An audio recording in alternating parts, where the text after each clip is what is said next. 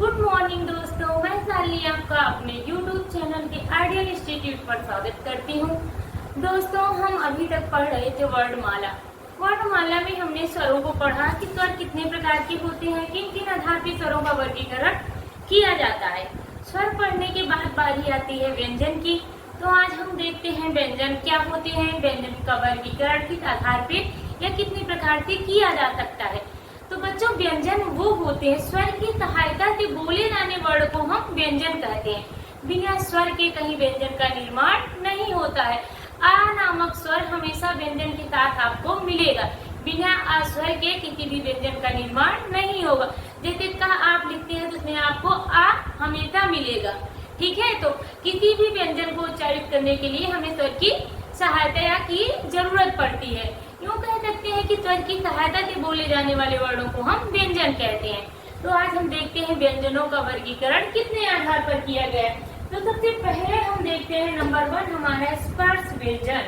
स्पर्श मतलब होता है बच्चों जिसको हम छू सके, जिसको टच के द्वारा अनुभव किया जा सके। किसी अंग या किसी भी अंग के द्वारा जो भी टच किया जाए ऐसे वर्णों को हम व्यंजन कहते हैं, स्पर्श व्यंजन कहते हैं। इसका नाम ही स्पर्श मतलब छूना या टच करना। तो जिनके द्वारा स्पर्श किया जाता है उन्हें हम स्पर्श व्यंजन कहते हैं। तो स्पर्श व्यंजन में बच्चों 5 आते हैं। सबसे पहले इन 5 को हम देखेंगे जो मूल रूप से स्पर्श व्यंजन के अंतर्गत ये 5 आपके आते हैं। कौन कौन से? कचट तप। इसको एक फार्मूला के रूप में आप याद करिए, कचट तप। यही 5 आपके स्पष्ट रूप से जो है स्पर्श व्यंजन के अंतर्गत आते हैं। इनको हम ध्यान से देखते हैं।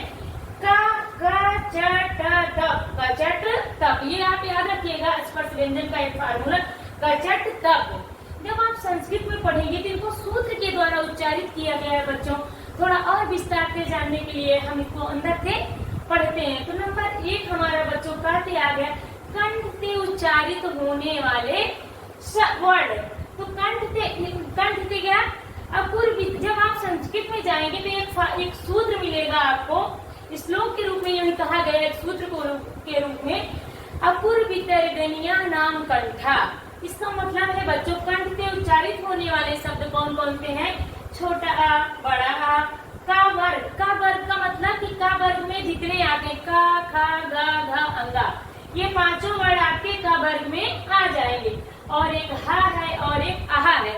इसका सूत्र है अपूर्वितर्गनिया नाम कंठा। ये अगर ये सूत्र आपको याद है तो इस सूत्र के द्वारा आप जान जाएंगे कि कंठ से उच्चारित होने वाले शब्दों में कितने वर्ड आपके आते हैं। तो बच्चों, तो संस्कृत की बात है, यहाँ सूत्र याद करने की जरूरत नहीं है। आप इजी वे में आ का वर्ग हा आ, यही इतना आप याद कर लीजिए। नंबर चटत में आता है, चा में आता है तालु से उच्चारित होने वाले शब्द। इसमें आया इचू यथा नाम तालु। इचू यथा नाम तालु। मैं हिंदी पढ़ा रही बच्चों, फिर भी मैं थोड़ा संस्कृत आपको बता दे रही हूँ सूत्र के द्वारा। तो इचू यथा नाम तालु, ई चा वर्ग या सा, इचू यथा नाम तालु। तो तालु से उच्चारित होने वाले शब्द ई चा वर्ग, और चा वर्ग में चा, छा, जा, झा, या और सा आ जाएगा। नेक्स्ट नंबर 3 पे हमारा आता है मूर्धा। तो मूर्धा में कौन कौन से आते हैं? री, ता वर्ग और रा और शा आता है। फिर नेक्स्ट हमारा आता है ता। कचट तप में फिर ता आता है। ता में दंत, ता वर्ग। ता का मतलब क्या होगा? दंत। दंत से उच्चारित होने वाले शब्द। इसमें क्या हो जाएगा? ता वर्ग में आपका ता वर्ग आ जाएगा, इसमें ला और सा रहेगा। फिर नेक्स्ट आपका आता है ओष्ठ। उपमध्यमीय नाम ओष्ठो इसको कहते हैं। तो उपमध्यमीय नाम ओष्ठो ये सब छोड़िए, संस्कृत आपको ज्यादा जानने की जरूरत नहीं है। तो इसमें आपका ओष्ठ में आ जाएगा बच्चों पा वर्ग। पा वर्ग में आ जाएगा उ। पा वर्ग में पा, फा, बा, भा और उ आ जाएगा।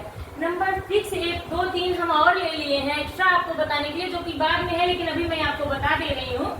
तो ये हमारा जो नंबर 6 में मैंने लिखे दंत ओष्ठ। तो इसमें दंतोष्ठ में वकारस्थ दंतोष्ठ है। जब दंतोष्ठ आपका पूछा जाएगा तो वह शब्द पूछेगा कितने आएगा, तो आप बताएंगे दंतोष्ठ में। एग्जाम में बच्चों ये पूछा जाता है ता आपका किस वर्ग में आएगा, तो दंत में आएगा। री पूछ लिया तो आपको मूर्धा बताना पड़ेगा। रा पूछ लिया तो भी आपको मूर्धा बताना पड़ेगा। जब ये आपको याद रहेगा तभी आप इसको बता पाएंगे। तो मान लीजिए वह पूछ लिया, वह पूछेगा कि वह दंतोष्ठ है कि कंठ तालु है कि कंठ ओष्ठ है, तो क्या आप बताएंगे कि वह हमारा दंतोष्ठ है। नेक्स्ट आता है हमारा कंठ तालु। तो कंठ तालु में इसको याद करने का एक छोटा सा फार्मूला हम बता रहे हैं आपको, जितने मैंने याद किया हो। ये दैत्यो कंठ तालु, वो दैत्यो कंठ ओष्ठा। ये दैत्यो मतलब कंठ तालु, ये दैत्यो कंठ तालु, वो दैत्यो कंठ ओष्ठा। वो दैत्यो मतलब ओ, कंठोष्ठ मतलब ओ और कंठ तालु मतलब ए। तो आप लोग ये मिलके आपका ये बन जाएगा, आप लोग ये मिलके ए बन जाएगा। सेम इधर भी ऐसे ही होगा। तो ये हमारी रही बात इस